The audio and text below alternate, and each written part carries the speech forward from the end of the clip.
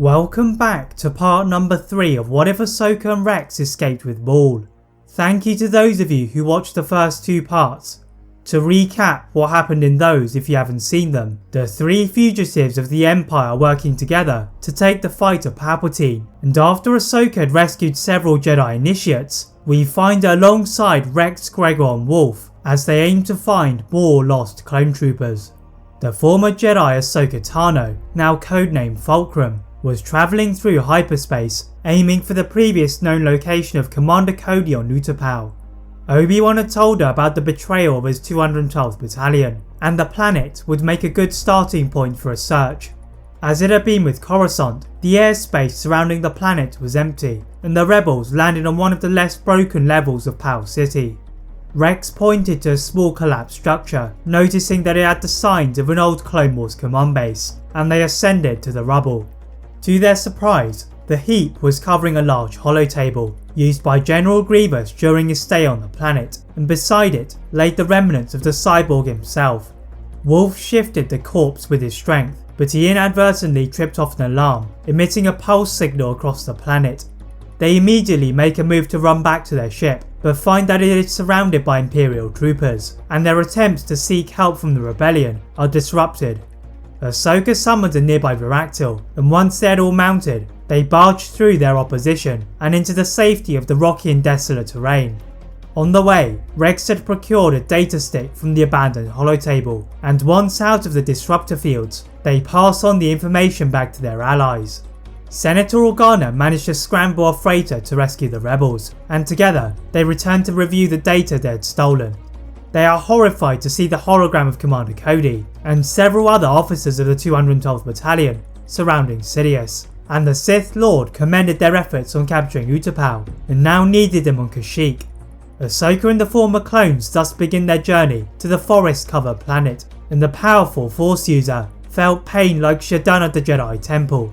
The sound of their ship is muffled by the roars of the Wookiees, who were becoming enslaved by the Empire, and they had to help free them. The Clone War veterans use their macro binoculars to scope out the Empire's base, and they infiltrate the surrounding area by silently killing the guards. But as soon as they step foot inside, they hear the voice of Cody, leading the Imperial 212th Battalion. Cody branded his former clone friends as outdated relics from a distant past, but Ahsoka pushed them all out of the door before they could attack. The former Jedi moved in a blur, swinging her lightsabers at all of the slavers as the clones rescued the Wookiees. The freedom-furious Wookiees found their bowcasters and began to join the fight, turning the tide of the battle in their favour and brutally throwing the stormtroopers into the trees.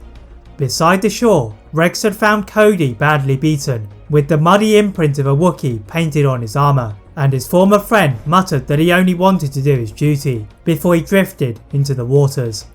But as Rex lifted his head, the skies became littered with Imperial TIE fighters, firing at the ground below.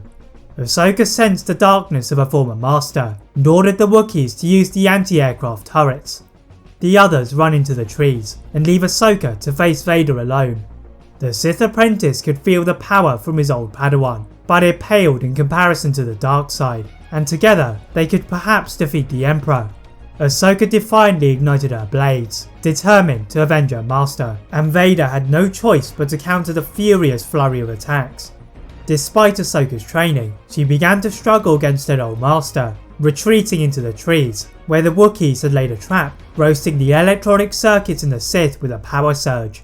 To their horror, this fueled Vader more, but Ahsoka had managed to escape into the safety of their shuttle. Returning to the rebel base, she was forced to accept that Anakin ceased to exist, and that to defeat him, they needed Luke and Leia to be trained. Ahsoka travelled alone to Dagobah to retrieve the now improved initiates, and together they ventured to the planet of Tatooine to find Master Kenobi. It was the dead of night when the Jedi Master had been huddled over a small fire, and he felt a disturbance in the Force. As he glanced up, he was not surprised to see his old enemy Maul, who had found the Jedi Master on a trip to negotiate with the crime lord Jabba the Hutt. The two ignited their blades without a word, and slowly circled each other, waiting for the steps of the other, when they are stopped by a bellow from the sands. That is it for part 3 of What If Ahsoka and Rex Escaped with Maul. If you'd like to see a part 4 soon, please like this video, turn on that notification bell, click that subscribe button on this channel, as well as on my other channel What If Films. And as always, leave a comment on what if you'd all like to see next, and how I can improve my videos. Thank you all very much for watching, and see you next time.